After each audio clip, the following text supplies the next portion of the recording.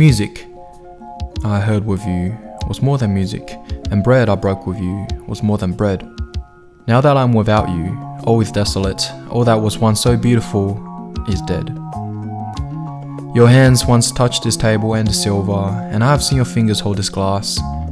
These things do not remember you, beloved, and yet your touch upon them will not pass. For it was in my heart that you moved among them, and blessed them with your hands and with your eyes. And in my heart they will remember always. They knew you once, oh, beautiful and wise. Oh, nostalgia, the good old days, the bittersweet sentimental longings for our past. Once viewed as a fatal medical condition expressing extreme homesickness, nostalgia is now an independent and even positive emotion that we all often experience. It could be a short visit to a high school or university, that time when you were late to class, that week of intense studying in the library, that moment when you graduated and you threw the mortarboard high up in the air and wondered what the future will hold. It could be a long walk along the beach, the soft and wet sand under your feet, the rhythmic sound of the waves breaking against the shore, seagulls gliding by, their cries echoing in harmony with the ocean. Or it could simply be music. Suddenly, you're taken way back to your younger years, one chord after the next. And then you remember the night you met them, the night you two danced, the night when you whispered into their ears.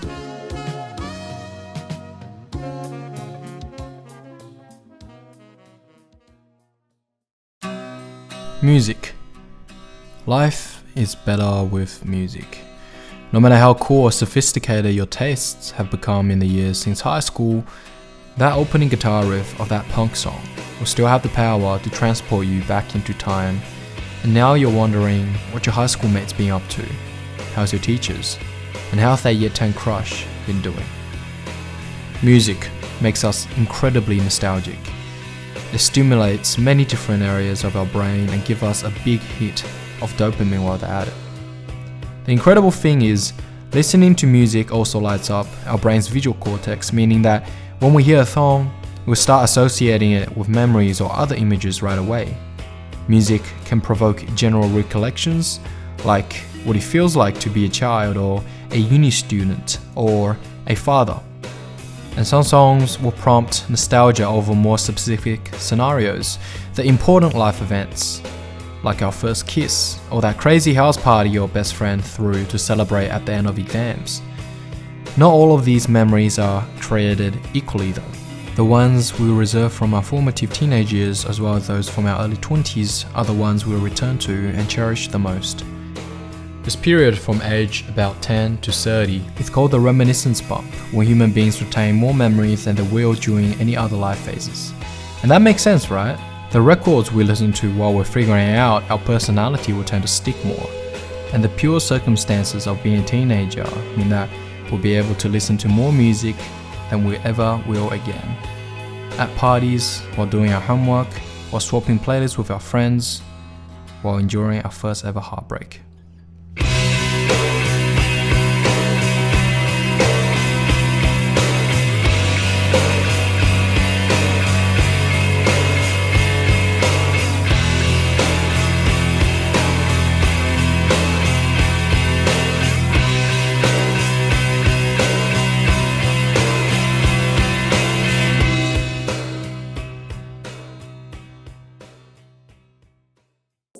Konstantin Stedekis, a developmental psychologist, talks of nostalgia as the perfect internal politician, connecting the past with the present, pointing optimistically to the future.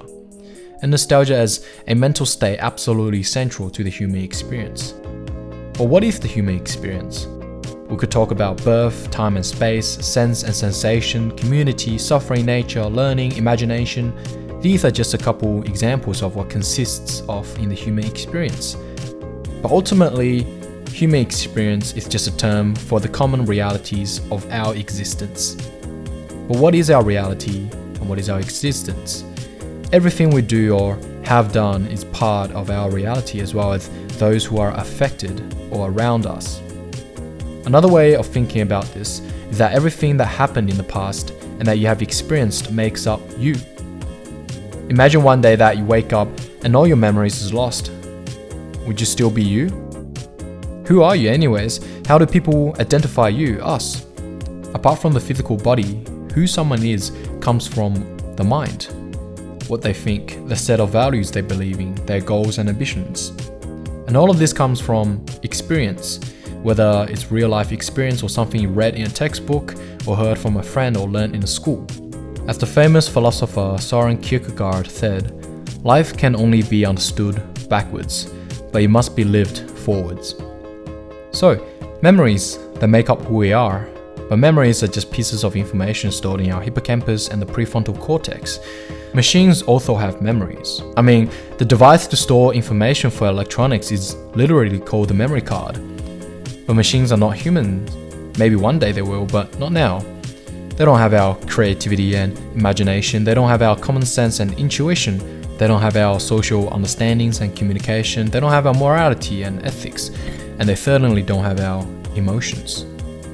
It is the emotions felt with the spark of memory that creates nostalgia, that bittersweetness, that love and hate.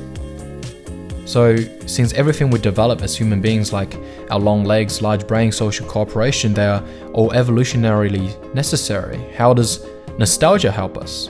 I mean, since it is no longer seen as a disease, can we intentionally use it to improve our lives?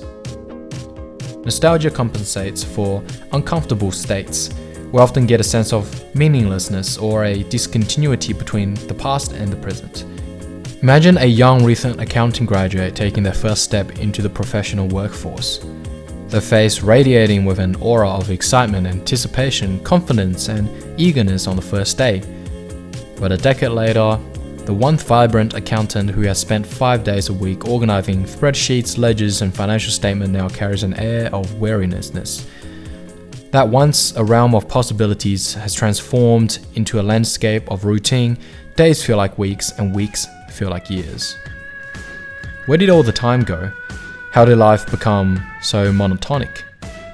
Experiments showed that people were significantly more likely to generate nostalgic emotions in a cold room than a warm one, and that those emotions had the effect of making the room seem warmer.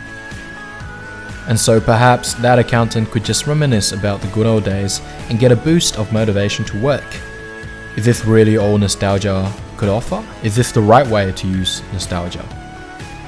Concentration camp survivors explain that they use their memories to temporarily alter the perception of the state that they were in. It was not a solution, but the temporary change in perception allowed them to preserve just a bit longer, and that was crucial to many of their survival.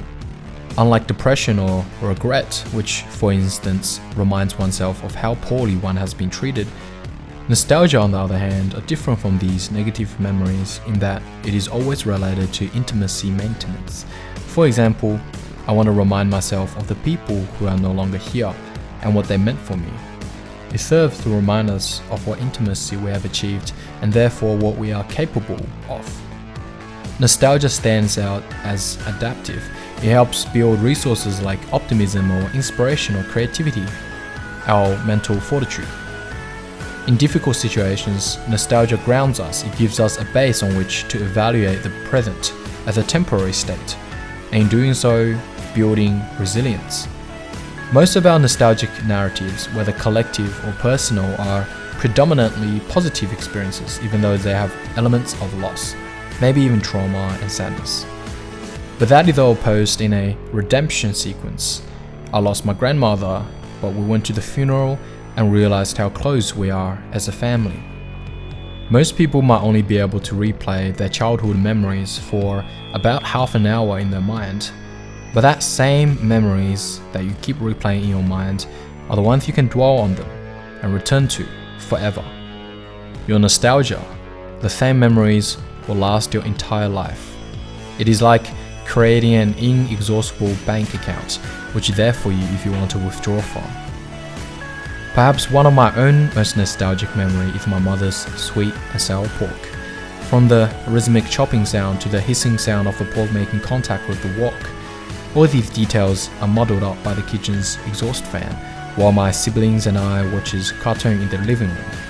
Then, from the aroma of the sweet and sour pork, to the thud of the dinner table, to the touch of the chopstick in my right hand, and then finally the taste of the pork in my mouth.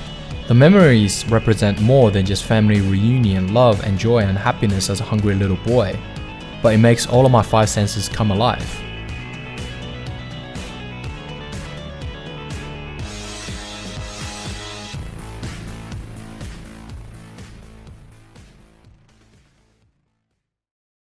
After all, what is the formula for nostalgia? Is it listening to old music, or looking at old photos, watching old movies, or hanging out with old friends? Everything I've talked about so far is only 10% of the formula. And that formula is to live in the present moment and enjoy every single second of it. We're so carried away with the idea of valuing time, and so we become busy. We become exhausted. But when you look back to 10 years ago from now, do you see yourself being busy working the 9 to 5? Or do you see the big special moments, the birth of your child, your wedding, achieving your dreams? Or do you see the small mundane things that happen every day, making your morning cup of coffee, picking up your kids, having family dinner? Well, both the big special moments and the small mundane things makes up most of our memories. We can't have good memories without living the present good. What nostalgic music are you going to listen to if you've never listened to any good music? Where's the nostalgic old photos if you've never taken any? And who's the nostalgic old friend you're gonna hang out with if you've never made any? Memories and nostalgia isn't just the past, it is a past that is made in the present, the here and now. Because you never realize the value of something until it's gone. You never see the joy of the moment until it passes. And you never know how much you love someone until they leave.